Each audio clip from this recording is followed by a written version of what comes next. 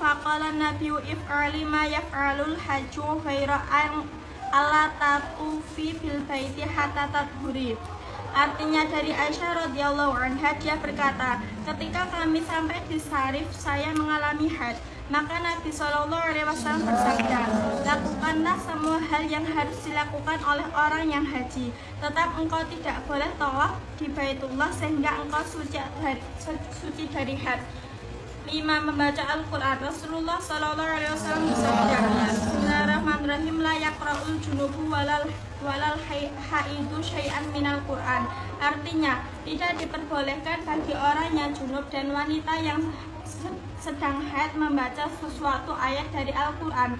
Keharaman ini bila dalam melafalkan Al-Quran diniati membaca Al-Quran. Namun bila diniati zikir atau doa dimutlakkan atau dibaca dalam hati, maka hukumnya diperbolehkan. Misalnya, 1. Ketika akan berdandan membaca Bismillahirrahmanirrahim. 2. Sewaktu akan naik kendaraan membaca Subhanalladzi sakhkhara lana hadza wa ma kunna lahu muqrinin. 3. Ketika terkena musibah membaca innalillahi wa inna ilaihi raji'un. 6. Menyentuh dan membawa mushaf Al-Quran.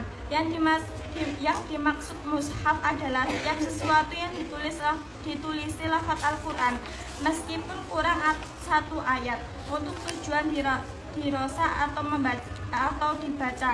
Namun bila yang disentuh atau yang dibaca adalah Al-Quran yang ditafsiri, maka tidak diharamkan selama tafsirnya lebih banyak dari Al-Qurannya, seperti kitab tafsir Jalalain, tafsir Munir, dan lain-lain.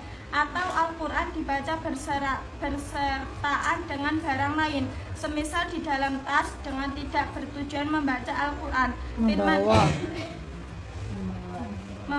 Membawa Al-Quran. Firman Allah Subhanahu wa taala menyatakan, innahu laqur'anun karim. Bismillahirrahmanirrahim. Innahu laqur'anun karimun fi kitabim. Al-Quran bacanya yang benar. Innahu laqur'anun karimun fi kitab. Innahu laqur'anun karimun fi kitabim maknunil la yamassuhu ilal mutahharuna tanzilum min rabbil alamin. Artinya, sesungguhnya Al-Quran ini adalah bacaan yang sangat mulia pada kitab yang terpelihara Lauhul Mahfuz, tidak boleh dan hadis Nabi. An Mu'adz bin Jabalin annahu sa'alan nabiyya ma yahillu lirrajuli min imra'atihi wa hiya haidun faqala ma fawqal izar. Artinya diceritakan dari sahabat Mu'adz bin Jabal bahwa ia bertanya kepada Nabi, apa yang halal dilakukan seorang suami pada istrinya di saat haid.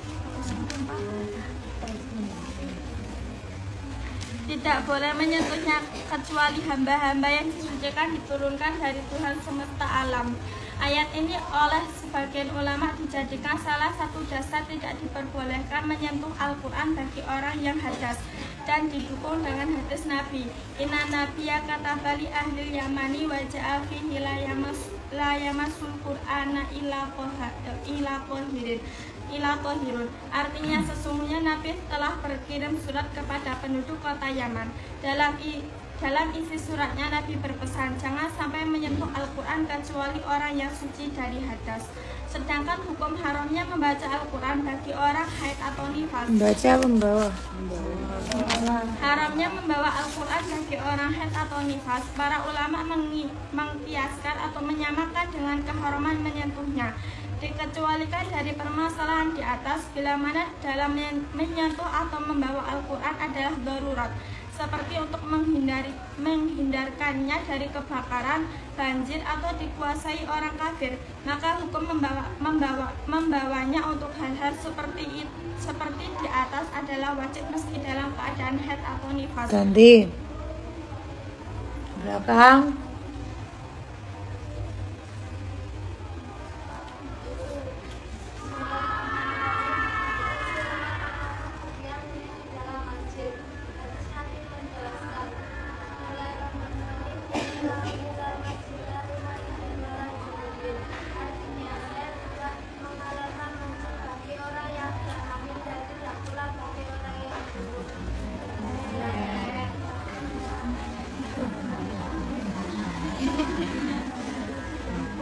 Haid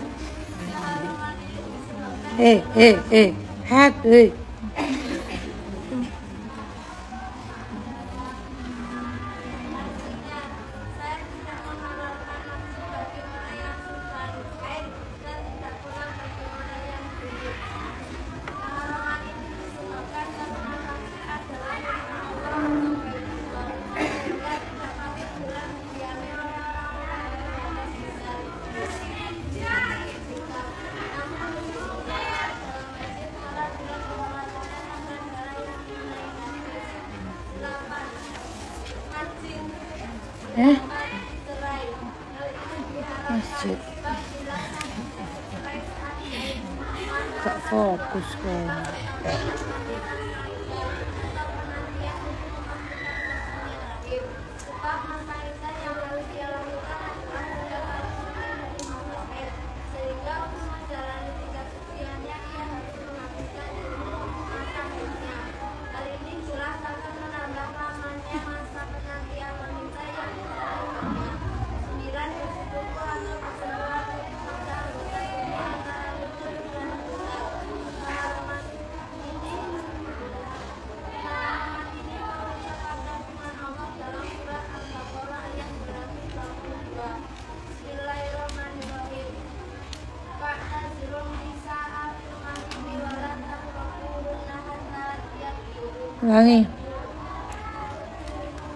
Ulangi.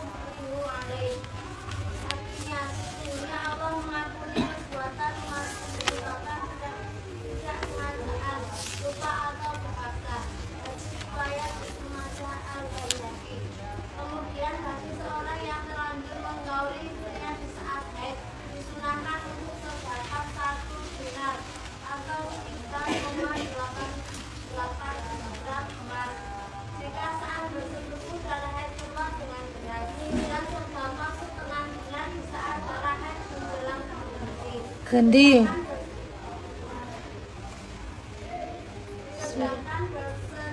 Ganti woi.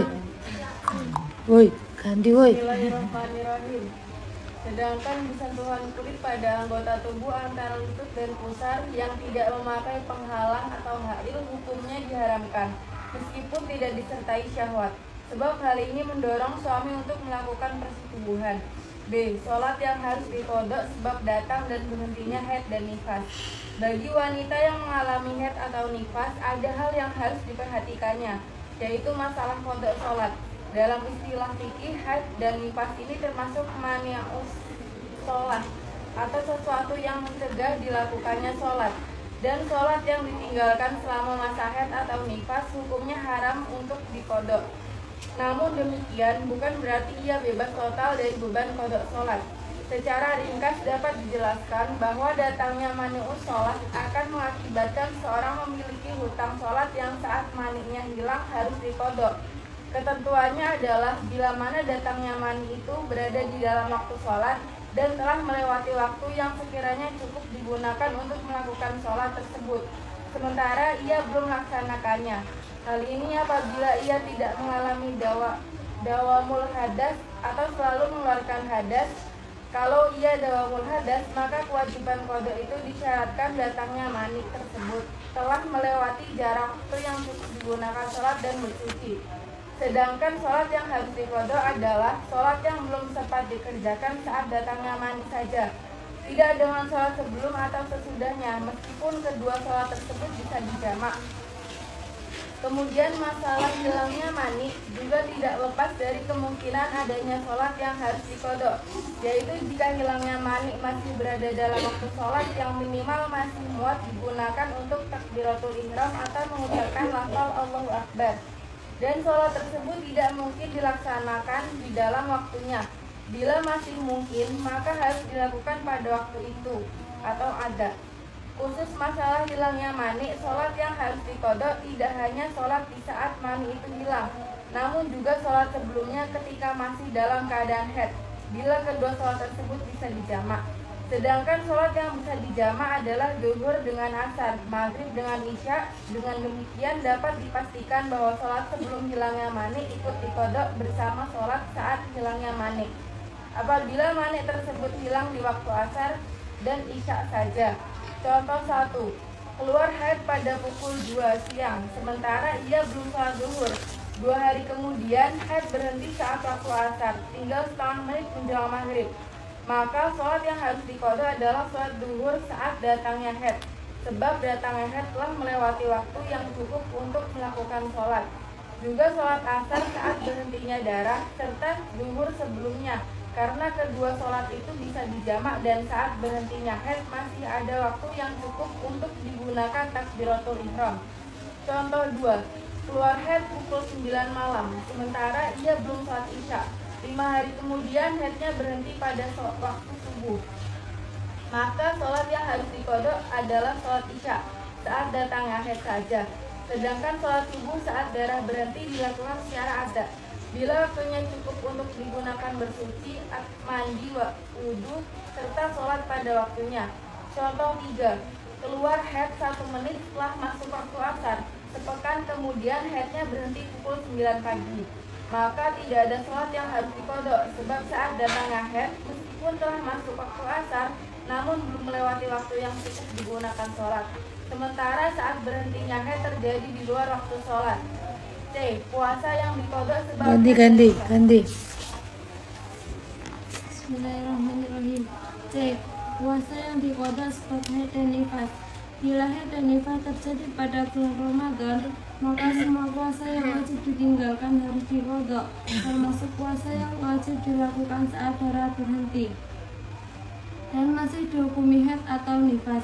Hal ini biasanya terjadi pada wanita yang haid atau nifasnya terputus-putus. Contoh 1. Awal Ramadan mulai keluar haid sampai 2 hari, kemudian berhenti selama 3 hari, dan saat itu ia melakukan puasa. Akan tetapi ternyata darah keluar lagi selama 5 hari. Baru setelah itu suci sampai habisnya bulan Ramadan.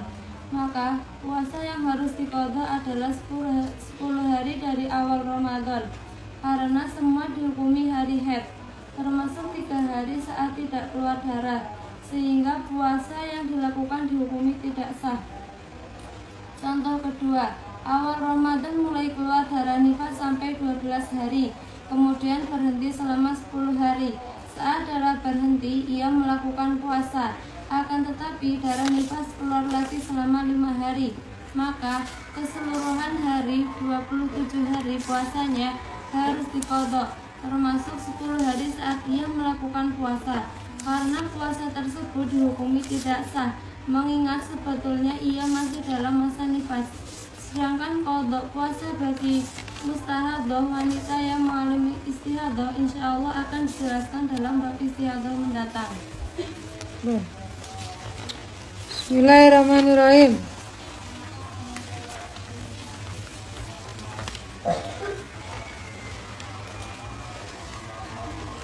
Nyapu tuh jerit-jerit ki. Udah putri kan? Udah nyapu.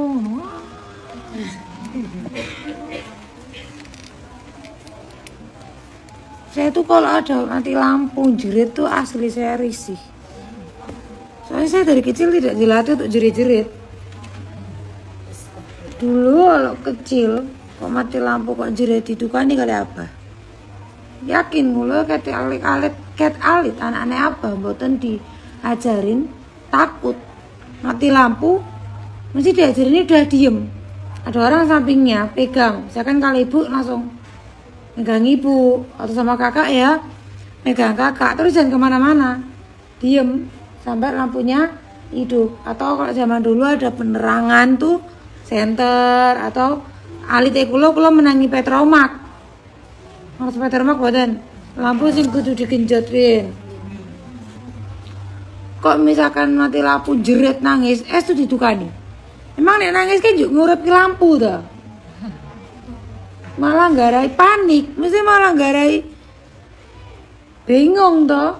Mati lampu wes meneng, mati lampu kok wah itu sampingnya akan bingung. Makanya sekolah nek kalau wong sing jerit-jerit itu kadang ngopo ngono. Terus apa faedahnya jerit-jerit itu, apa faedahnya? Dan terbukti anak apa gede tumbuh dengan mental yang masya Allah, mentalnya harus kuat-kuat rezan. Mati lampu katanya apa gak wedi biasa. Sekarang wong ke tergantung didikane gitu. Jangan ajarkan anak kalian besok menyek-menyek, titik nangis, titik nangis. Itu gedene ndak gumunan, gedene ndak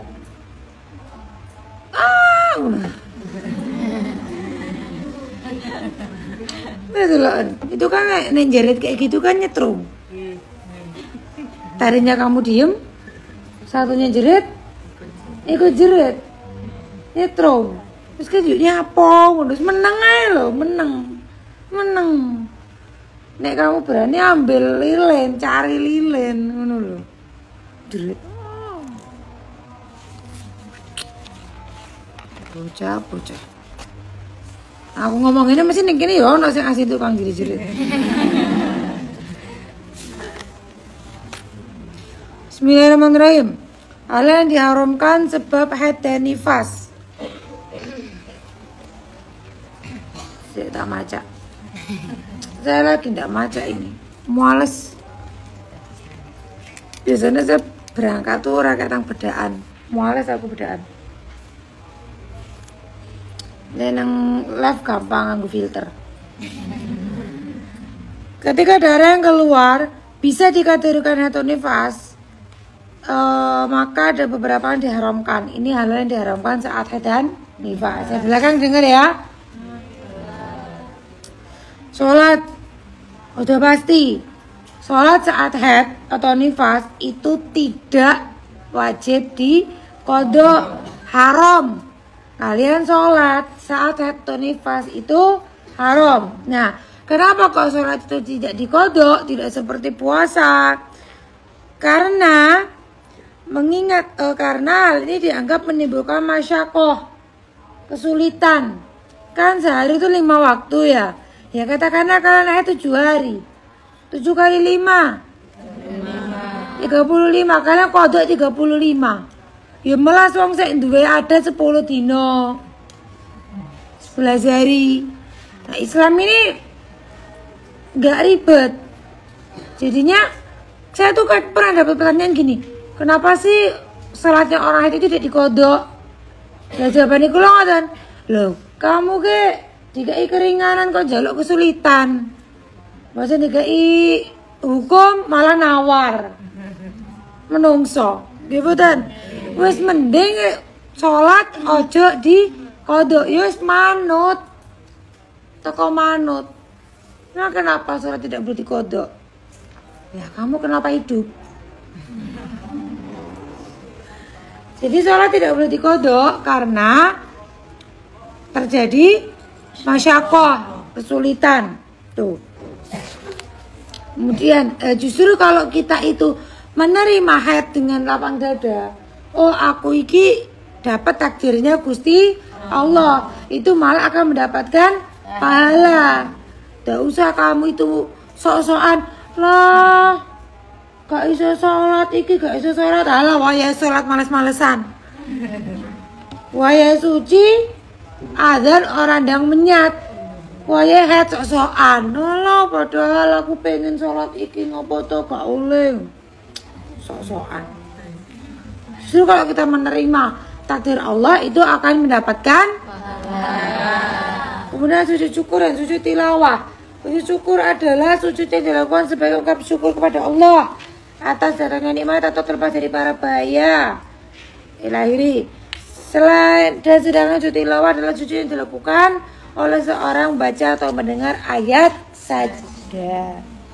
Pada dasarnya kedua sujud ini hukumnya sunnah dilakukan bila ada sebab-sebab disebutkan. Namun karena syarat sahnya kedua sujud ini sama dengan syarat sahnya sholat, maka bagi wanita yang mengalami haid atau nifas tidak sah, haram melakukannya. Sujud syukur itu sama seperti sholat. Jadi kalau kalian melihat pemain bola tiba-tiba sujud, kalau ngegolin itu bukan dinamakan dengan sujud syukur. Mendapatkan uang kaget tiba-tiba sujud, itu bukan dinamakan dengan sujud. Sujud apa itu? Sujud refleks. Ngerti? Sujud. Karena yang namanya sujud syukur itu di sini dibaca syarat sahnya persis dengan syarat sah sholat. Berarti dia harus mempunyai wudu, harus menutup aurat. Begitu. Biasanya di pondok saya itu biasanya untuk orang-orang yang melanggengkan sujud syukur itu kapan habis sholat. Jadi ngerti-ngerti sujud syukur itu kita tahiyat, duduk tahiyat. Yono takbir, kemudian langsung sujud. Langsung sujud 2 kali kemudian salam. Ada bacaannya sujud syukur sendiri. Saya tidak hafal, tapi ada bacaannya. Tuh.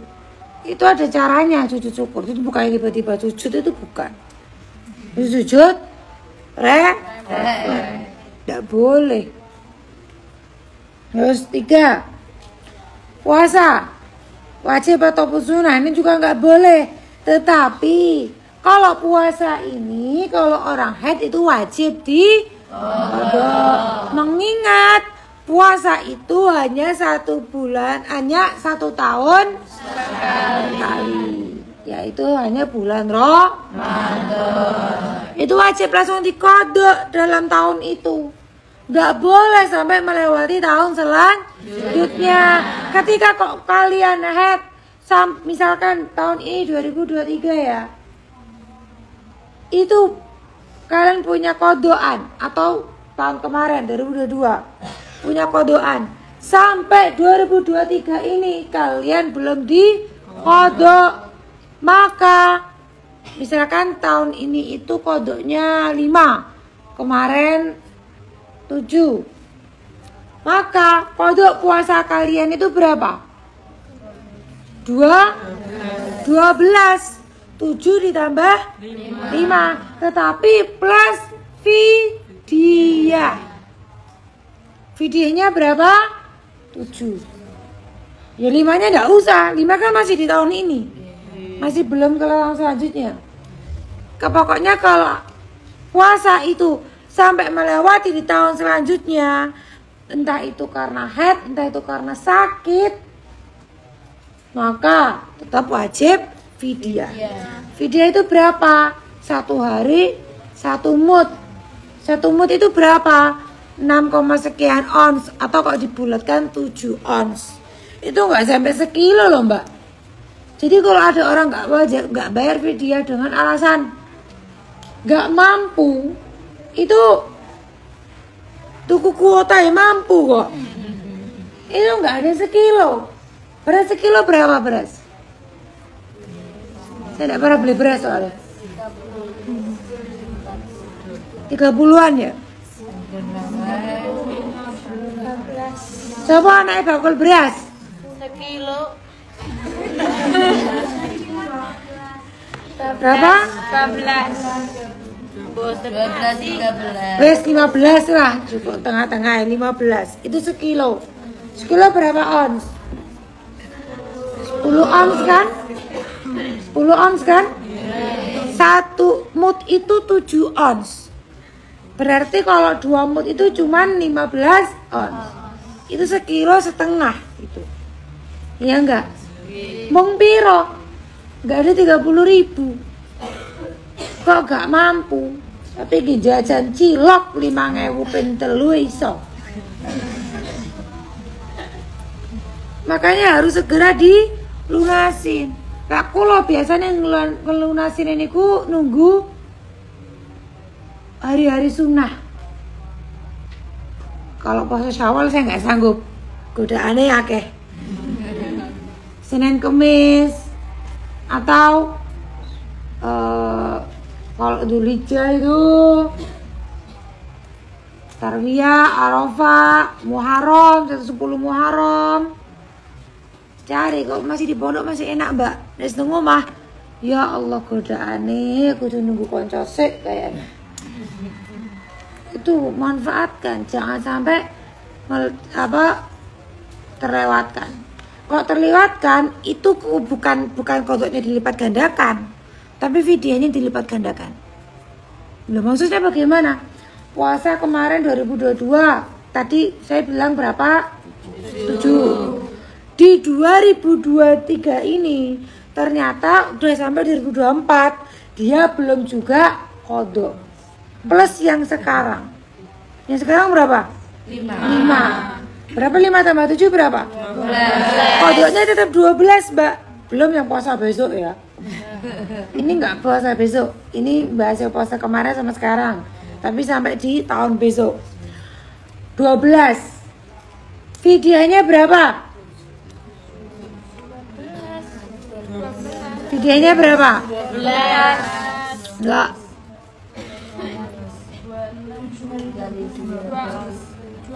19.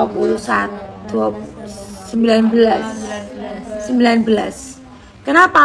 Di tahun 2022 itu kan 7 sampai 2024, berarti kan kelewat 2 tahun.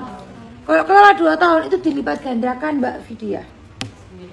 Berarti kan 14 tambah yang tahun ini 2023 itu kan belum kelewat 2 tahun. Berarti belum dilipat gandakan. 5 berarti berapa? 19. Yang dilipat gandakan bukan kodoknya ya, tetapi fidyah. Itu. Dan fidyah itu berbentuk makanan pokok, bukan uang. Tidak boleh diuangkan. Diuangkan itu beda madhab. Madhab ini Imam Hanafi. Dan kalau mau ikut Imam Hanafi, iya sak mute juga beda. Nggak salah mute Imam Hanafi itu 1,5 kilo apa berapa gitu. Lupa saya. Jadi jangan diuangkan. Makanan pokok baik itu beras ataupun nasi, atau penaknya sampai tumbas nasi bungkus terus dikasihin ke tukang parkir, tak pengemis, tak apa kayak gitu loh. Nasi bungkus itu kan pasti udah lebih dari 7 on, iya kan? Sak bungkus nasi kan lebih dari 7 on. Atau nek penak daripada nyicil sak 7 on sekalian. Misalkan 7 hari kali 7 on berapa? 49. 7 tambah 7 kali 7 49 itu ons, bukan kilo. Kilonya berarti berapa? 4 kilo 5 kilo ya, 5 kilo langsung 5 kilo jadi buat satu orang itu boleh. Ya nggak boleh kalau satu mut dibagi beberapa orang. Tapi kalau beberapa mut buat satu orang itu diperbolehkan. Paham? Soalnya saya lagi banyak buat pertanyaan video di Instagram, banyak banget sampai saya bosan jawab ini, bosan tenan. Rasanya kayak kayak takon, woi. Maksudnya soalnya tuh sudah dikasih tabel, sudah dikasih keterangan, yo wes, dia mati. Itulah dari kemarin saya bilang apa? Pentingnya tahu ilmunya, jangan mau tahu jawabannya saja. Tahu ilmunya, begitu cara untuk menghitung video. Nek cara ngitungnya wes, aku ribet, aku gak ngerti, aku gak gelem, wes aku tak belajar, aku tak takon wae. Yo wes sampai kelak pun kebodohan itu akan kamu sesali. Terus kemudian tawaf. Tawaf juga tidak boleh. Tawaf itu harus suci dari haid, baik itu umrah atau haji. Makanya kalau orang umroh, kalau saya biasanya menyarankan jamaah-jamaah saya umroh, sebelum umroh itu saya memakai pendapat yang memperbolehkan untuk meminum penunda haid. Itu emang ada yang bilang nggak boleh, tapi saya memakai pendapat yang boleh. Daripada apa? Wes tekan kono umroh tekan gore haid. Lah eman tidak boleh umroh mbak, bukan tidak boleh umrohnya, tidak boleh tawaf, lah gak boleh masuk masjid nang Madinah, gak boleh mlebu Raudhah, gak weruh makamnya Kanjeng Nabi, gak weruh Ka'bah. Eman mboten? Makanya kalau mau umroh itu kita lihat dulu siklus haidnya. Pada saat umroh itu kita pas haid enggak? Kalau pas haid sebelum umroh kita konsultasi dokter. Kalau untuk perawan saya sarankan konsultasi dokter, jangan langsung beli obat penunda. Karena perawan itu tidak boleh kebanyakan minum obat penunda, bisa menganikan rahim. Saya dulu pernah, alhamdulillah saya 4 kali umroh, saya hanya sekali minum penunda. Itu yang ngepasi haidnya saya. Selebihnya saya rata-rata sudah suci dari haid. Jadi tidak haid. Yang umroh kemarin pun saya katakanlah Senin berangkat, Sabtu suci. Aman loh. Loh. Kalau umpamanya minum penunda itu ada cara-caranya, konsultasi dokter. Jadi untuk yang umroh ataupun haji mendingan minum penunda. Tuh. Kemudian membaca Al-Quran. Orang baca Al-Quran nggak boleh kalau lagi haid. Sengaja membaca, kecuali di sini dengan niat dzikir. Dzikir pun ya dzikir yang kayak biasanya kayak innalillahi bismillah itu kan ayat Quran. Niatnya dzikir. Kalau pamannya baca Yasin dinati dzikir. Kalau pendapat guru saya itu nggak boleh. Karena namanya baca Yasin itu berapa sih? Berlembar-lembar. Dzikir sak berlembar-lembar. Kan kayak menyengaja ya. Lebih baik kalau kan tidak usah baca Yasin, melu tahlil wae. Lah ayat-ayat sing nang tahlil Al-Fatihah Anas itu kan sedikit ya, jadi diperbolehkan.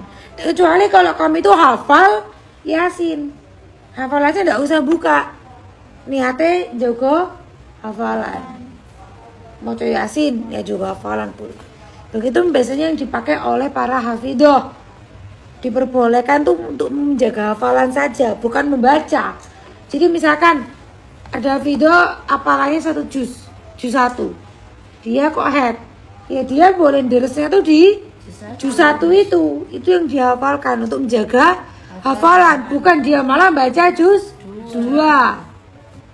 Ngoten, paham nggih? Kemudian menyentuh membawa Al-Quran atau lafaz Al-Quran meskipun kurang 1 ayat untuk tujuan dirosah, itu tidak boleh, kecuali seperti tafsir Jalalain, tafsir Munir, itu kan lebih banyak tafsirannya daripada ayat Al-Qur'annya. Itu diperbolehkan. Nah kalau terjemah hukumnya bagaimana? Itu khilaf. Ada yang mengatakan terjemah itu masih tidak boleh. Karena kadang ada terjemah yang ayat Qur'annya lebih banyak daripada terjemahnya. Terjemahnya alit-alit. Ayat Qur'annya gede-gede. Jadi kita uwak ya. Nonton toh? Itu jangan. Kalau bisa, kalau pendapat yang lainnya ada yang mengatakan boleh. Yang ayatnya kecil, pakai terjemahan. Tuh. Kalau saya tidak punya buku Quran terjemah, Quran saya Quran tafsir. Kan ada Quran tafsir. Jadi pakainya bukan terjemah yang menafsiri per ayat. Roisnya Usmani. Kalau pondok saya diwajibkan Rois Usmani. Rois Usmani itu Rois ya Rosem, kok Rosem Usmani. Rosem itu ya Rosem Usmani yang asli dari zaman Sayyidina Utsman. Kalau yang kalian pakai yang biasanya warna-warni, pokoknya nggak ada tulisan. Kalau kalian penasaran, coba kalian lihat Quran kalian, apakah ada tulisannya Rosem Usmani? Kalau bukan Rosem Usmani, berarti itu bukan Quran asli yang ada dari Sayyidina Utsman. Kalau di pondok saya wajib pakai Usmani. Dan Usmani rata-rata bukan terjemah pakainya, tafsir. Itu yang diperbolehkan. Saya pakainya Ros Usmani, Quran saya Usmani. Dan tafsir bentuknya, bukan terjemah. Tuh, saran saya kalau kalian mau punya Quran sing persis, maksudnya tata ya gak bakal dikurangi huruf-hurufnya, cuman tata peletakan di halaman-halamannya itu berbeda. Nah, pakainya cari yang Usmani. Tuh. Kemudian saya mana tadi? Menyentuh.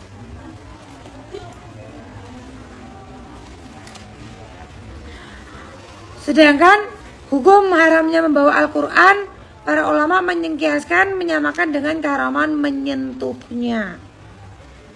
Jadi bawa aja gak boleh, apalagi nyentuh.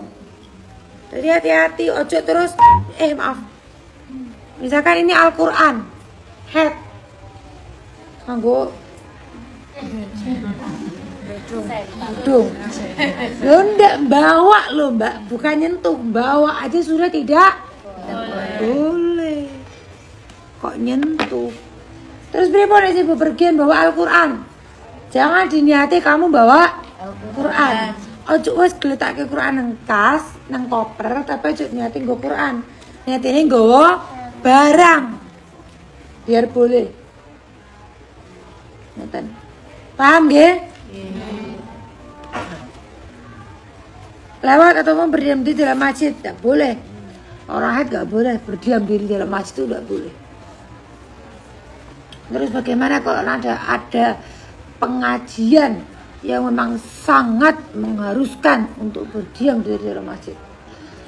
Aslinya ini pendapat yang sangat lemah.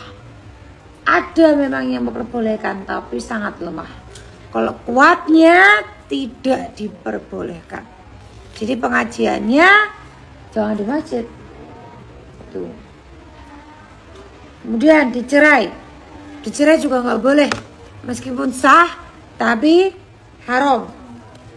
Karena kan ngelamain masa iddah. Harusnya kan 3 kali sucian. 3 kali sucian. Berarti misalkan ini suci ditalak. Kemudian head. Kemudian kemudian tuh 3 kali sucian. Di sini sudah selesai masa iddah, kan 3 bulan pas. Tapi kalau head 3 kali sucian, head suci 1, head suci, di sini rubah, nggih mboten? Sah tapi haram. Jatuh cuman haram. 9. Bersetubuh atau bersentuhan kulit pada anggota tubuh antara lutut dan pusar. Kemarin sudah saya singgung. Wong head gak oleh di setubui, wong nifas gak oleh, moko ndak sosise. Gak boleh itu. Itulah, itu loh di bawahnya sudah ada. Atau darah sudah berhenti namun belum mandi. Kemarin sudah saya bahas, meskipun itu belum mandi. Bahkan secara kedokteran juga orang kok head atau orang nifas kok disetubui, nanti kalau itu menjadi anak, anaknya akan punya penyakit namanya sakit baros. Sakit baros itu belang, bukan panu ya mbak, beda. Panu itu cuma kulitnya yang putih. Kalau baros itu dagingnya putih, sakane putih. Itu baros. Pokok putih. Jadi bukan cuma kulitnya tok. Sak dagingnya putih itu menurut medisnya juga kalau orang head atau nifas yang disetubui maka bisa mengakibatkan sakit baros. Nggak boleh. Makanya kudu hati-hati. Begitupun bolehnya hanya bermain-main, maaf, istimta di luar selain baina surah warubah. Bahkan meskipun itu menyentuh tanpa hail, meskipun tidak ada syahwat, itu juga dikatakan di sini haram. Takutnya malah bablasan nyentuh pupu. Mulane nek wasake head, aja ayu-ayu lho den-den. Malah selanange ndak kegodho. Kerem nang kamar. Nek sing wis kadung head kok disetubui, maka dia sunnah untuk bayar kafarat. Berapa? Sedekahnya 3,88 gram emas, 4 gram. Segrame juta. Ini sunnah sih, meskipun sunnah. Dah, titik. Kemudian sholat yang harus diqadha sebab datang dan berhentinya haid. Kapan aja? Bagi wanita yang mengalami haid atau nifas, ada yang harus diperhatikan, yaitu masalah qadha sholat. Dalam istilah fikih termasuk mawani'us sholat. Secara ringkas dapat dijelaskan bahwa datangnya mani sholat akan mengakibatkan hutang sholat yang saat maniknya hilang harus diqadha. Bila mana datangnya manik itu berada dalam ruang waktu sholat dan telah melewati jarak waktu yang sekiranya cukup digunakan untuk melakukan sholat tersebut sementara ia belum melaksanakannya. Ini apabila ia tidak mengalami darurah hadas. Jadi gini, dan harus diqadha adalah sholat yang belum sempat dikerjakan saat datangnya manik. Tidak dengan sholat sebelum atau sesudahnya. Kemudian masalah hilangnya manik juga terlepas dari kemungkinan, yaitu jika hilangnya manik ini masih berada dalam waktu sholat yang minimal masih muat digunakan untuk takbiratul ihram, maka harus dilakukan pada waktu itu atau secara ada. Misalnya gini, kalau orang itu haid di waktu sholat dan dia belum sempat sholat di waktu itu, padahal dia mampu untuk bersuci dan sholat, maka waktu itu menjadi qadha. Paham betul? Misalkan saya haid jam, di sini maharapnya jam berapa? Oh, katakanlah jam 6 ya. Saya haid jam 6:15 atau 6:30 ngongkoan. Lu adzan saiki wis ngongko. Bahasan Arab wudu malah haid. Itu kan harusnya sudah sholat, bisa sholat. Tapi saya malah belum sholat. Maka wajib qadha apa? Qadha sholat maghrib. Beda lagi kalau baru adzan, Allahu Akbar, langsung meng WC. Ternyata meskipun sudah masuk waktu, tapi lagi Allahu Akbar loh Mbak, itu belum bisa digunakan untuk satu sholat. Belum bisa bersuci aja belum sempet. Iya kan? Kamu masih mau bersuci, belum sempet kan? Itu berarti nggak qadha.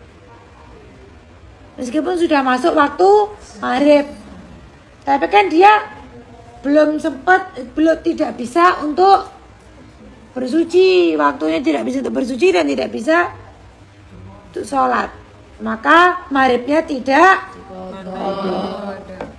Paham? Tuh. Begitupun kayak misalkan bangun tidur, loh kok ngerti-ngerti wis metu getih, kamu nggak tahu tuh jam berapa keluarnya, apakah sebelum subuh, apakah subuh, ya pokoknya sesaat kamu menemukan itu, ya nek jam 5 berarti kan jenenge subuh setengah 5, berarti sanggup ya, maksudnya bisa ya, itu qadha. Begitupun saat berhentinya,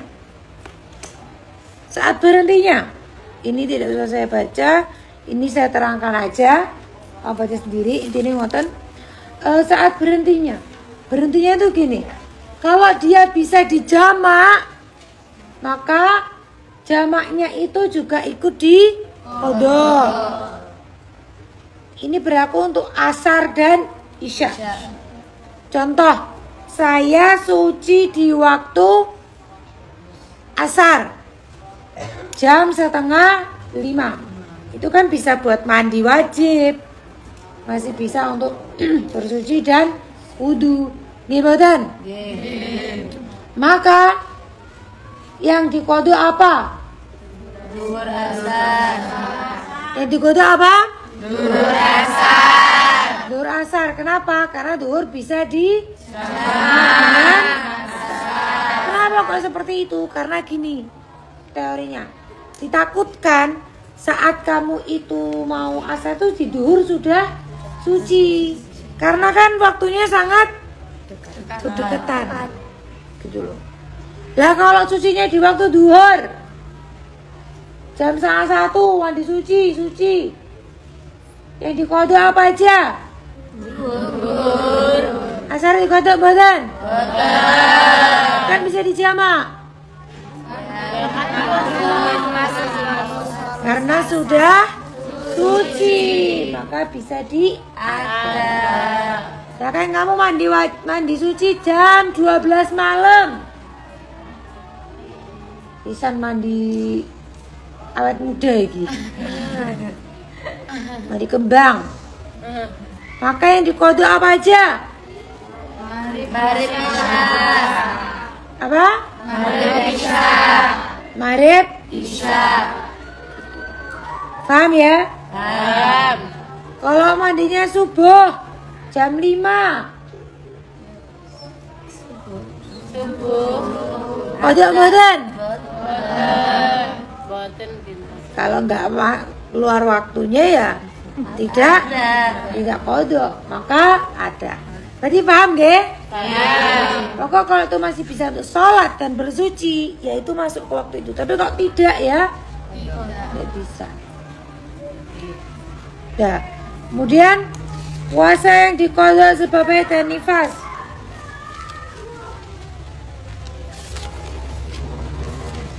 Bila haid dan nifas terjadi pada bulan Ramadan, maka semua puasa wajib ditinggalkan, harus diqadha. Termasuk puasa wajib dilakukan saat darah berhenti. Contoh, ini sub A, rumus A. Keluar haid selama 2 hari, kemudian berhenti selama 3 hari, kemudian langsung puasa. Lah kok malah keluar lagi selama 5 hari. Maka berapa yang diqadha? 10. Berapa? 10 hari. Meskipun di 3 hari itu kamu puasa. Kenapa? Karena itu masih masuk dalam waktu haid. Gitu. Awal Ramadan keluar darah nifas. Ini nifas selama 12 hari. Kemudian berhenti selama 10 hari. Sakit tidak berdarah ini.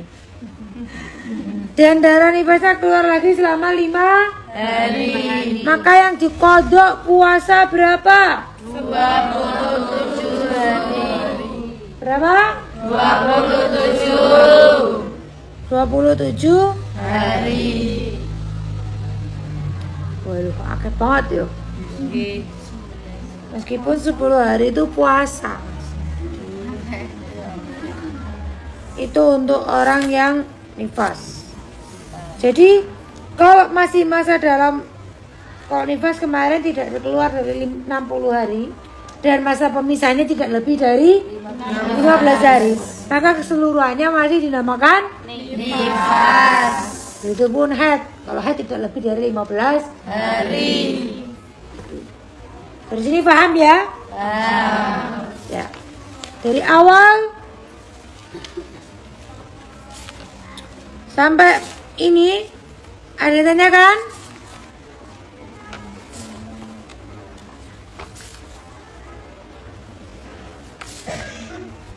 Terus mulai hitung-hitungan.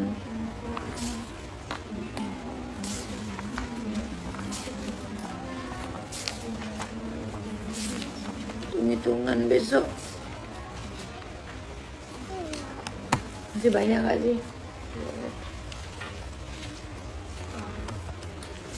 Mana yang lainnya ditanyakan? Yang kemarin-kemarin?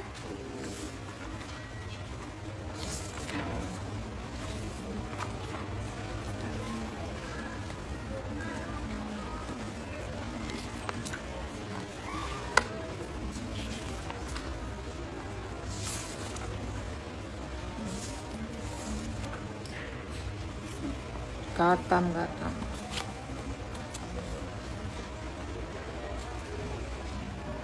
Ada? Tidak ada?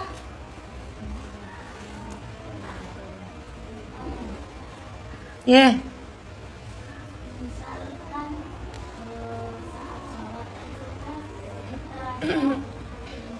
Lalu.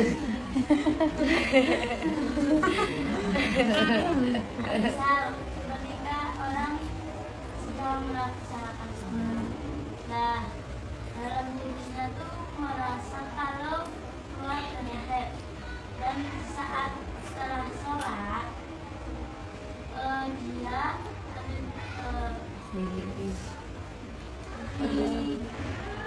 dilihatnya darah.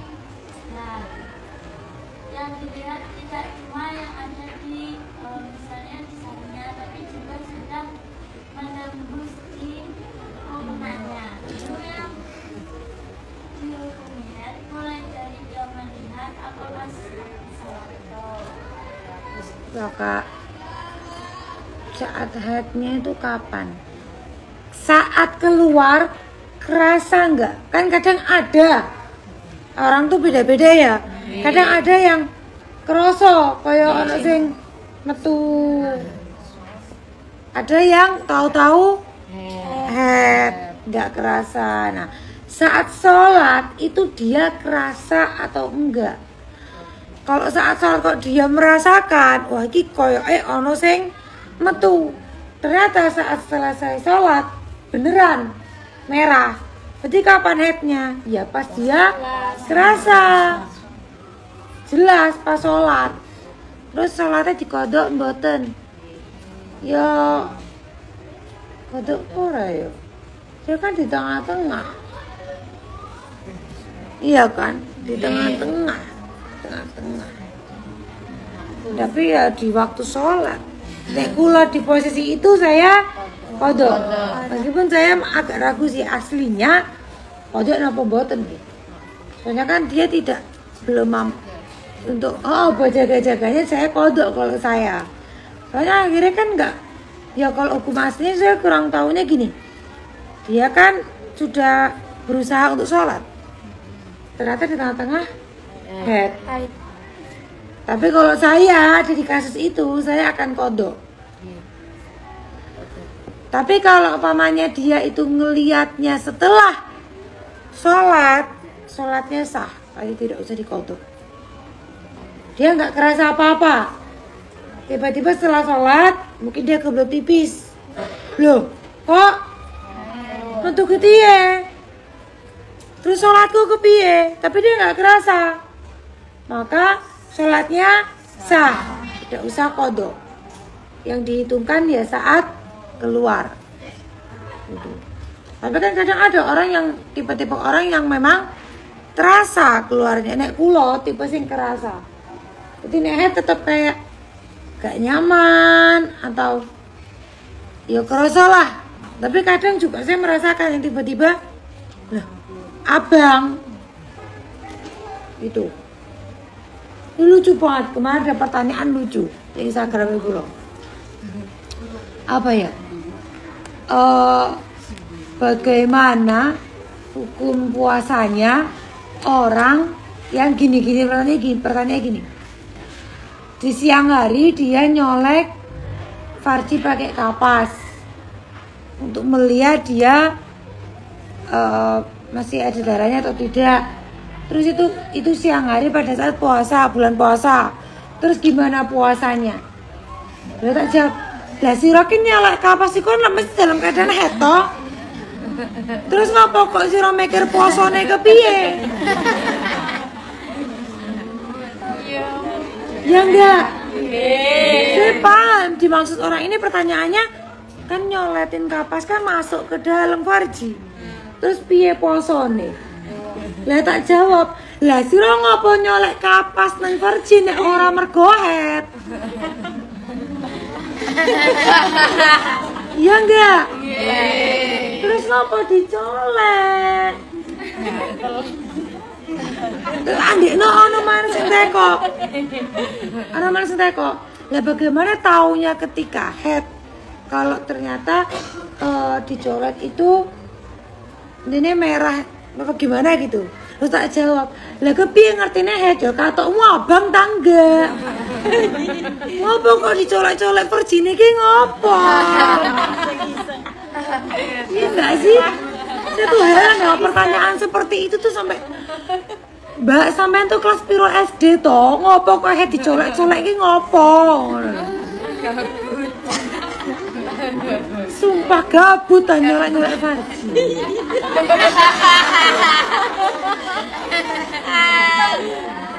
Sampai loh, sekarang saya kembalikan kalau kalian, kalau saya ngerti nek head kepiye? Ya nek wis abang. Ya enggak? Katoknya abang pora. Misalkan enggak nyaman pun kalau saya, maaf saat saya cebok tangannya merah atau enggak. Biasanya walaupun celananya enggak merah, saya cek ketika saya cebok merah atau enggak. Soalnya kadang enggak netes tapi merah. Oh ya wes. Saya keluar darah. Urusan nanti berhenti atau enggak 24 jam, yang penting saya keluar darah. Iya kan?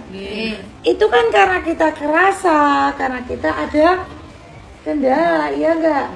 Lah nek enggak ngerti cerit apa tulisannya pertanyaannya dicolek. Bagaimana tahunya atau enggak? Dia tak jawab. Lah katokmu abang tangga. Tahunya atau enggak itu kan kalau ada 24 jam atau enggak, itu baru dihukumi atau tidak. Bukan dari farjinya udah merah atau belum. Iku loh kadang mumet. Kadang aku bingung pertanyaannya ki ngetes apa ora ngono ki lho. Kok iso ngono kuwi?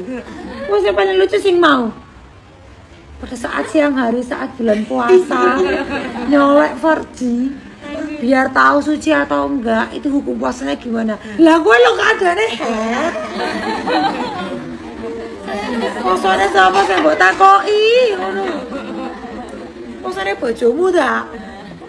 Lah nek posone bojomu ngopo perjimu sing dicolek?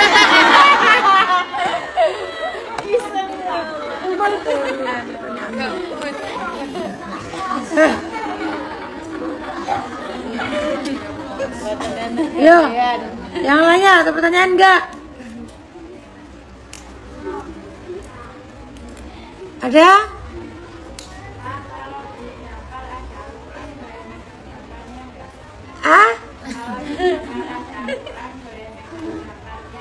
Tidak pernah bagus, di dampar ada Al-Quran, boleh megang damparnya enggak?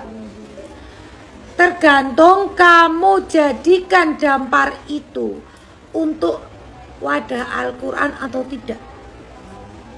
Karena gini, ada Al-Quran yang ada wadahnya. Pernah lihat kan? Al-Quran yang ada wadahnya.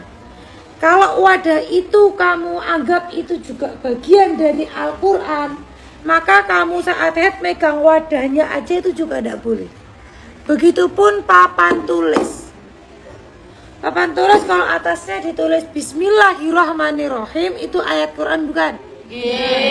Ketika menulis kok kamu niati kamu menulis ayat Quran di papan tulis untuk dijadikan mushaf, maka papan tulis ini jadi mushaf Al-Quran.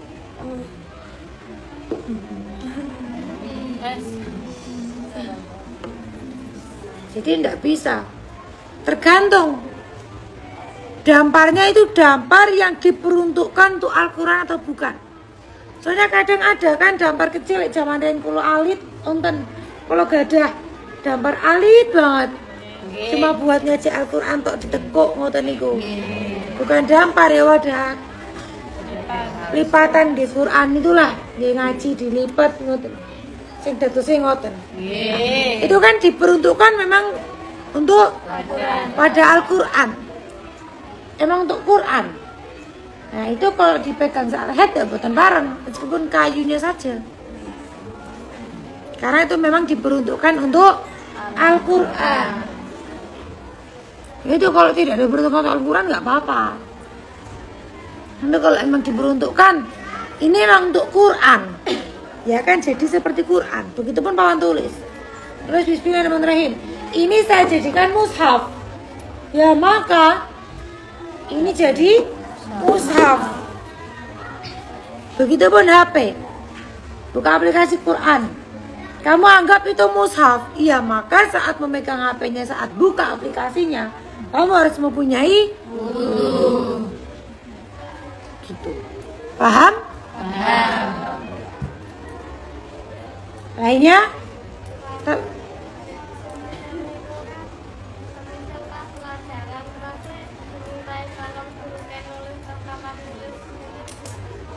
Nulis apa? Pertanyaanmu cuma nulis di papan tulis. Nulis apa? Nulis Al-Quran di papan tulis itu pripun? Ya kamu niatnya apa? Kalau kamu niatnya dirosah atau belajar, hanya belajar, jangan kamu anggap itu nulis ayat Quran. Niat belajar. Jangan kamu niatin untuk nulis Quran. Jadi niatnya untuk belajar. Gitu ngoten. Nggih. Dan kalau ngajar Quran, ngajar anak Al-Quran, kamu head, bagaimana dengan gurunya? Nyimake kepripun? Gimana? Kenapa? Bawa Quran. Terus?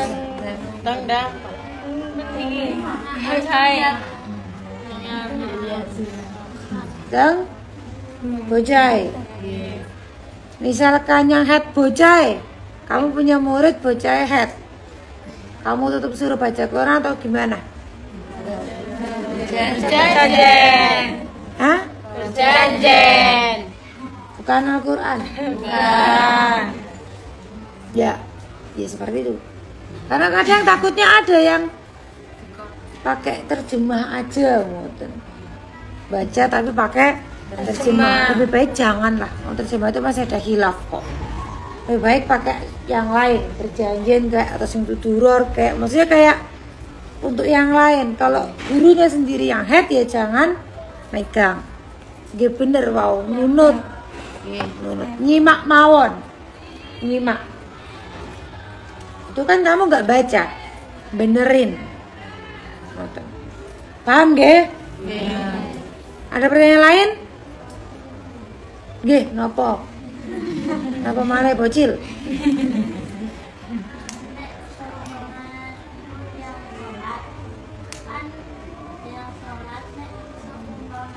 Ya seumpamanya berapa kali kamu?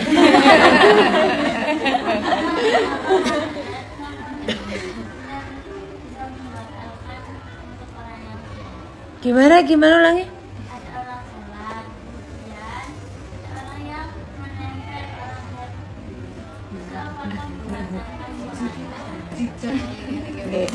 Nempel atau goceli?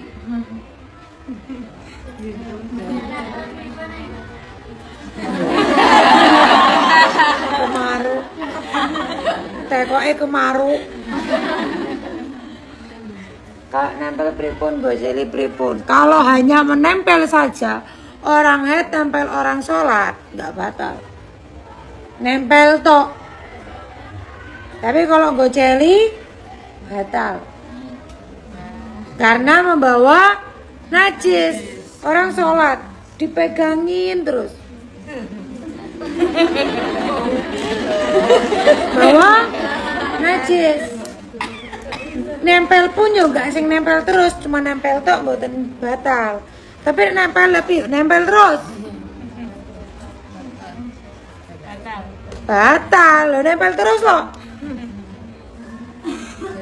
Itu kalau dulu di pondok saya itu jurus-jurus umi-umi tarbiyah. Jadi pembagian pengurus tuh di pondok saya ada yang namanya umi tarbiyah. Kan kalau pengurus panggilnya umi. Tarbiyah itu untuk menertibkan jamaah sholat.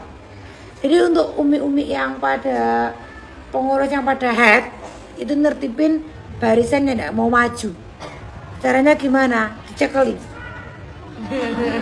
Dewe gak tau maju cekeli. Ayo kon sholat. Gak sah sholatmu nyekeli wong haid. Tak cekeli. Maju gak? Caranya ngoten. Kan kadang ada anak-anak bandel gak mau maju. Maunya di belakang, soft ngarepnya pada kosong. Caranya pegangin orangnya. Ayo aku haid. Banyak kali aku gak sah sholatnya. Maju gak? Eka gak takjul di tangan. Jadi kalau orang haid hanya nempel saja, nempel sebentar, itu tidak apa-apa. Tapi kalau goceli atau nempel ya nempel terus, tidak sah.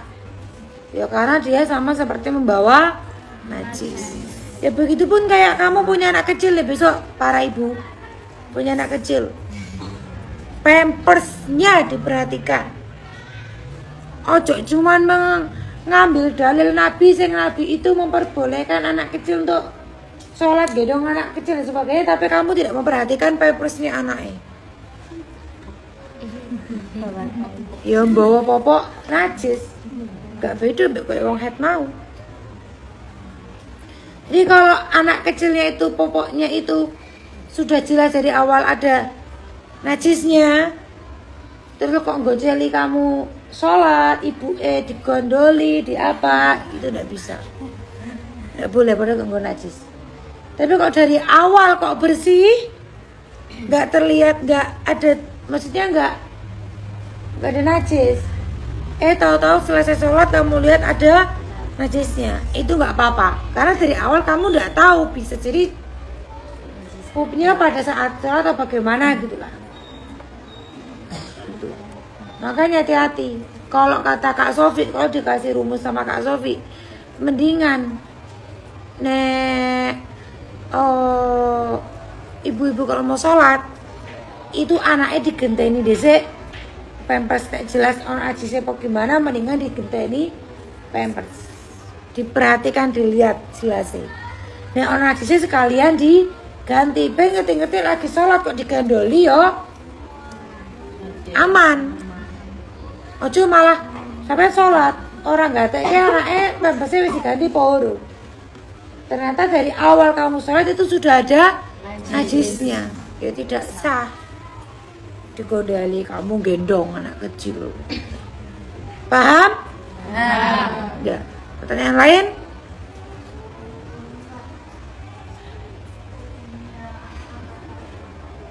Hah? Angkat rahim. Hukumnya angkat rahim. Diangkat. Kenapa? Angkat rahimnya itu kenapa?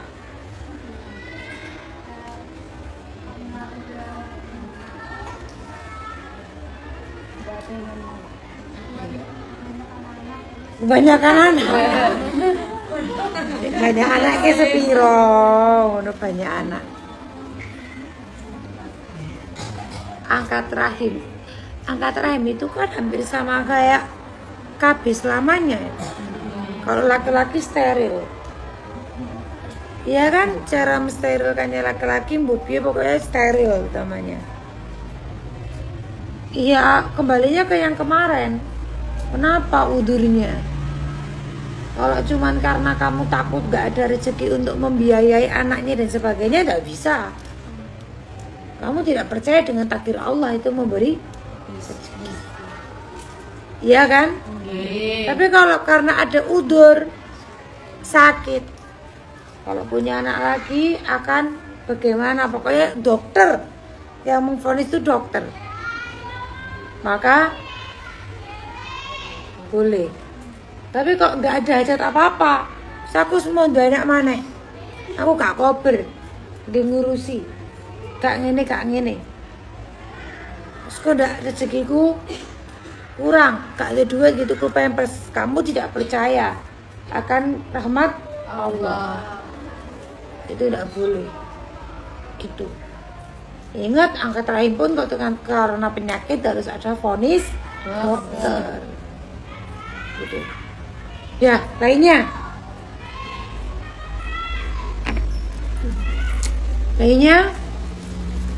Tidak ada. Di belakang. Tidak ada.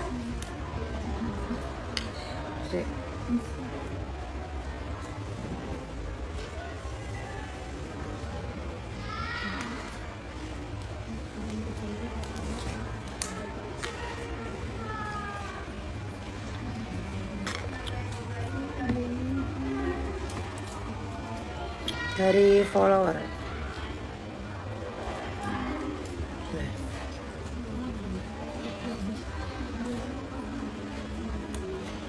Ayat ini termasuk mahram gak untuk anak perempuan yang kemarin? Tergantung. Bapaknya wis duhul urung karo ibuke. Nek bapaknya wis duhul karo ibuke itu akan menjadi mahram. Ketika bapak belum duhul kepada ibunya itu, maka belum menjadi mahram. Apakah wajib ngeker atau menahan ketika habis suci dari haid? Misal sucinya duhur, apakah wajib menahan sampai berbuka puasa? Jawabannya wajib. Tapi puasanya tidak dianggap, tetap kecuali jika aslinya kamu sucinya malam hari, tapi kamu mandinya pagi atau siang dan kamu belum makan apa-apa, maka itu puasanya sah. Tapi dosanya dosa karena kamu meninggalkan sholat. Akhirnya kan gede-gede duhur karo subuhane gak kekejar, iya kan? Tapi kok kasusnya seperti itu, kalau puasanya bagaimana? Sah. Tapi kalau memang karena sucinya di jam 9 atau jam 10, terus duhur itu kamu mandi suci, kamu tetap wajib menahan sampai maghrib. Tapi tidak bisa disebut puasa, hanya nahan saja, kodok.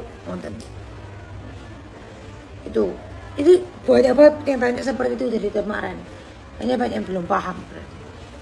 Itu banyak yang tanya seperti itu. Begitupun kayak batal saat mandi, keramas, kemasukan air. Itu kan yang diperbolehkan itu kan ketika mandinya mandi wajib atau mandi sunnah. Kok nggak sengaja kemasukan baru tidak batal. Tapi kalau tidak mandi wajib, tidak mandi sunnah, mandi biasa, kok airnya masuk ke telinga meskipun tidak sengaja, batal. Meskipun demikian bukan berarti kamu diperbolehkan langsung minum nutrisari. Batal, tapi tetap wajib ngekor. Puasanya dianggap boten, nggih boten un batal. Lah kenapa kok seperti itu ya? Karena bentuk kecerobohanmu sendiri. Ngarep keramas ya ojo awan-awan, mendingan pasak wise sahur.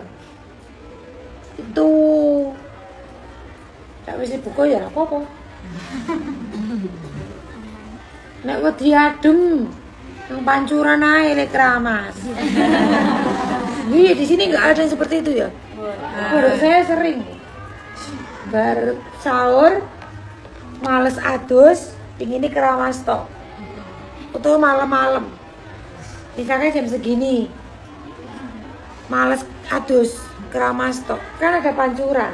Ya kita duduk cuman habisnya tok. Itu efektif itu, Mbak. Daripada ngesuk-ngesuk sampai males keramas. Awan-awan apa isu adem kan kadang poso isu adem. Iya kan? Nah bengi ae. Kamu ada putra no pancurane. Nah, ngono. Ngono ke. Putra saya apa sih gak mulai no? Pancuran elit yang ketutup. Lah keramas itu gak ketok. Iya kan? Iya ada yang ngelarang. Saking gue nggak ada teh. Tapi nggak masalah. Boleh. Daripada isu era keramas, mambu rambutnya keramas tok. Pondok saya banyak seperti itu. Coba. Keramas tok. Mandini ngisuk. Saya di rumah pun sampai sekarang masih kayak gitu. Males, ngunah keramas tok. Mandini besok. Tuh. Terus. Ya wis mau ditanya ke karo Mbak E. Gak nyimak. Orang sholat dipegang orang head. Kalau misalnya megangnya setelah wudhu tapi belum sholat tuh wudhunya batal apa enggak?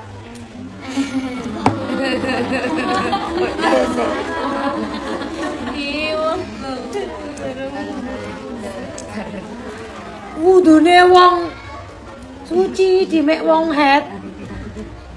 Wudhune batal ora? Nah. Batal pas ngemek karo ngentut. Ki piye yo?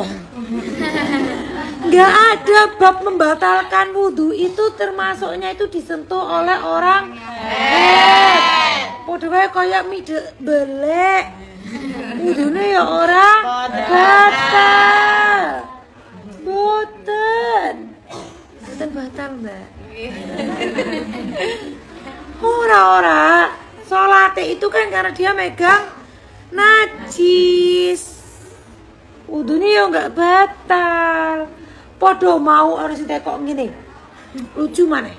Wong poso nyabuti kerek kowe batal apa ora? Tak jawab batal, Mbak, lek lebar nyabuti sampean mam Indomie.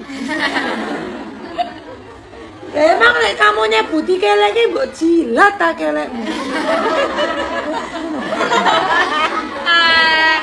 Sitoa malah kulune mbok telan. Kok iso? Iku pas SD pun kayaknya nggak ada diajarin kayak gitu kan. Saya bukan MI loh, saya SD loh.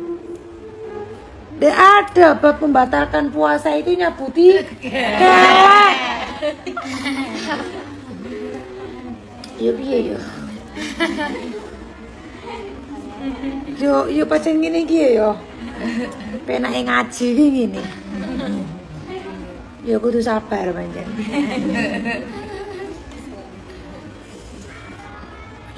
Hukum makan untuk orang haid yang makan di luar. Di luar ndi? Jopo omah. Jopo kamar. Di luar mana? Lah emang apa gak boleh dah? Aku mangan aja sih. mbak tuku nang warung kae ora berisik.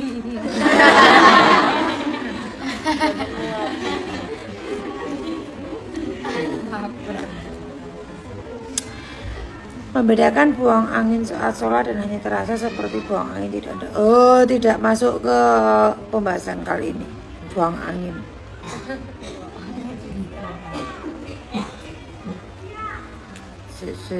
Tak pilih yang emang pertanyaannya menyeluruh.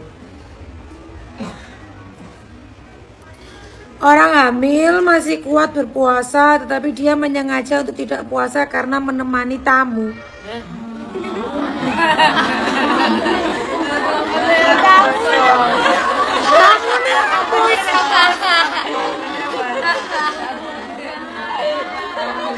Wah, iya ya. Kalian merasakan kan? Saya setiap hari ditanyain pertanyaan kocak seperti ini. Kepiye saya nggak ngegas. Saya tuh di Instagram itu dicap wanita ngegas loh, Mbak. Sampai di luar sana misalkan orang yang tidak mengenal saya, ya Mbak Bud, itu yang seperti apa? Oh, saya tukang ngegas. Saya menanggapi seperti itu mah biasa aja. Jawaban saya gini, tanya sama yang pernah bertemu dengan saya. Jangan tanya sama orang yang hanya melihat saya di medsos. Mereka hanya melihat 15 detik story dari 24 jam kehidupan saya. Ya enggak? Yang pernah ketemu saya seperti apa? Apakah saya selalu ngegas? Apakah saya selalu galak? Apakah saya selalu marah-marah? Tergantung dari mereka yang bertemu saya secara langsung. Nah, tapi untuk menjawab netizen kenapa saya ngegas, Anda merasakan sendiri. Wong poso nyabuti kelek batal ora. Iya, jawabnya. Wong hamil gak poso mergo ngancani tamu. Tamune dosir. Tamune dosir, setan kamu. Tamune setan. Dosir. Yang bertamu tuh nggak punya otak berarti. Jujur, yang punya tamu berarti nggak punya adab. Meskipun ya Mbak, kita bertamu di rumah orang, kita harus tahu ruang rumahnya puasa mboten, nggih mboten. Masa kitanya meski kita nggak puasa kita minta makan. Isin kudune nggih mboten. Tamu ada sing dusir kuwi tamu Mbak setan kuwi. Setane ucul kok kerangkengan kayaknya. Kok iso ngono lho. Kepiye hukume dosa, Mbak? Dosa gede iku. Pakai celak pas puasa, banyak pertanyaan seperti ini. Pakai celak pas puasa hukumnya bagaimana? Pakai celak pas puasa hukumnya makruh. Karena ada berpendapat bahwa mata yang masuk ke mata itu batal, ada yang berpendapat tidak. Dan makruhnya juga karena berhias. Saat puasa kita tidak baik untuk berhias. Pakai parfum saja secukupnya, bukan yang biasanya wangi ngono loh. Untuk menghindari dari bau aja. Karena hakikatnya puasa itu sederhana. Tirakat lah, kok malah maca. Itu makruh. Terus gak usah anggo celak. Nah, aku ora tau celakan biasa ae. Gak kira ngulangi ayune uga. Kalau aku gak celakan kok tak pucet kayak iki. Saya loh bukan tipe wanita bercelak.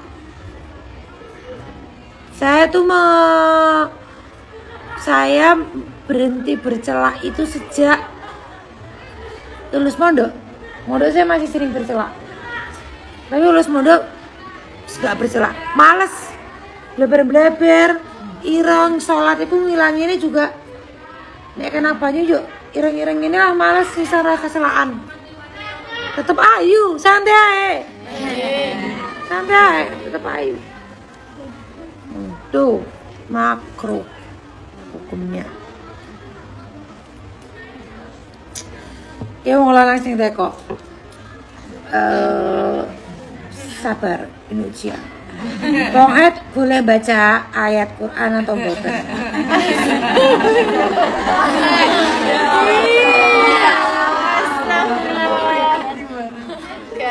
Tapi inilah kenapa pelajaran Yunul Masal ini juga wajib buat laki-laki loh Mbak. Meskipun fardunya apa kemarin fardu? Karena apa? Kalau misalkan si laki-laki itu mempunyai istri yang tidak tahu, dia wajib untuk mengajar. Perempuan baca Quran, parang boten? Parang, Mas. Bareng Mas. Tuh. Mas. Pernah dengar kalau orang lagi sholat terus dimek wong haid jadi batal wudunya? Wes tak jawab. Wes, mari.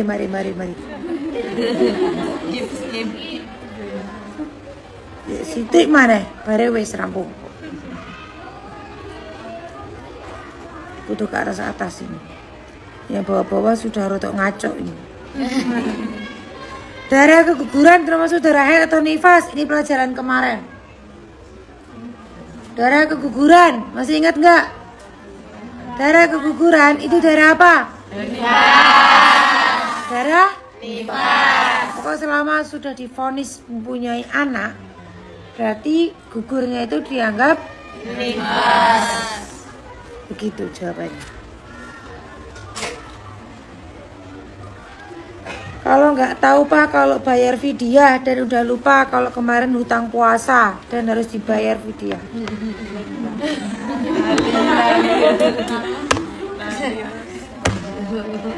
Ya, ini orang umum banget ini. Jadi gini, untuk orang yang memang tidak ngaji, dia tidak tahu hukumnya kalau orang yang hutang puasa melewati selanjutnya itu juga harus fidyah. Tapi dengan catatan dia memang tidak ngaji dan tidak tahu ya. Bukan dia tidak mau tahu. Tidak mau tahu tuh dia deket pondok, dia deket masjid tapi tidak mau ngaji. Kan ada orang kayak gitu. Akhirnya dia nggak mau. Akhirnya dia nggak tahu hukumnya. Padahal aslinya dia bisa untuk tahu. Jadi dia salah. Tapi kalau dia memang tidak tahu, benar-benar awam di perkotaan yang memang jarang ada majelis, maka dia hanya hanya kodok puasa saja, tidak perlu fidyah kalau sampai melewati itu. Tapi kalau tidak melewati kan kodok toh. Tapi bukan sampai melewati kodok puasanya, dia dikodok, tapi fidyahnya tidak wajib.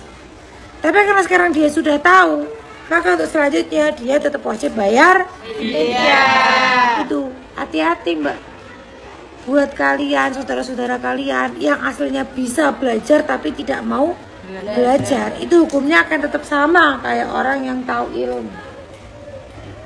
Mau tapi tidak mau tahu, beda sama orang yang memang betul-betul tidak tahu. Gitu. Ngoten. Dah. Kalau puasa pakai tetes mata boleh atau tidak? Hilaf. Ada yang bilang boleh, ada yang bilang makruh. Jadi lebih baik tetes matanya di malam hari. Tapi kalau memang sakit mata, matanya merah, ya nggak apa-apa, pakai pendapat yang memperbolehkan. Lupa puasa di malam hari, puasanya gimana? Masih ada besok hari kan? Masih ada sebelum sahur kan? Tapi kalau setelah sahur baru ingat, ya gak sah. Ayo gak terawih yo. Kan kalau gak terawih kadang yuk lupa gak niat poso, niatnya pas terawih. Iya kan? Itulah kenapa kita di awal itu diniat pakainya taklid Imam Malik, yaitu yang niatnya 1 bulan. Tapi tetap setiap hari tetap niat. Cuma kan untuk jaga-jaga suatu saat puasa lupa, bukan terus akhirnya sudah niat sebulan tidak niat lagi, salah. Mungkin itu aja, masih banyak sih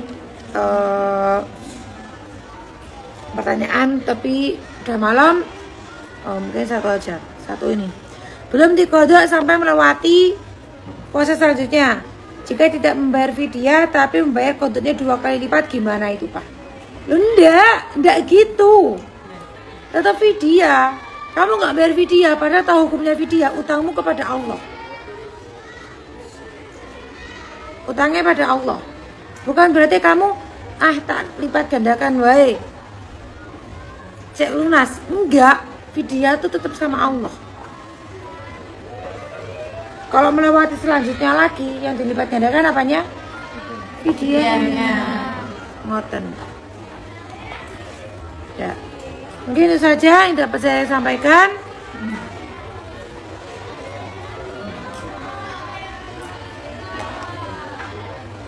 Iki lucu mana? Lagi puasa nggak sengaja terluka terus dikasih betadine, apa boleh?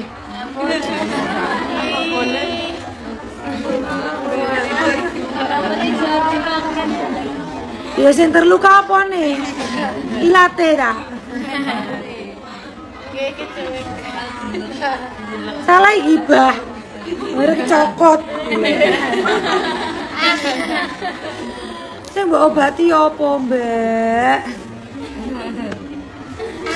Lah tangane gue lo ya, mbak telen tapi tadi nih. Ini ki ngono lho. Biar aku ora ngegaske kepiye ngono. Baik.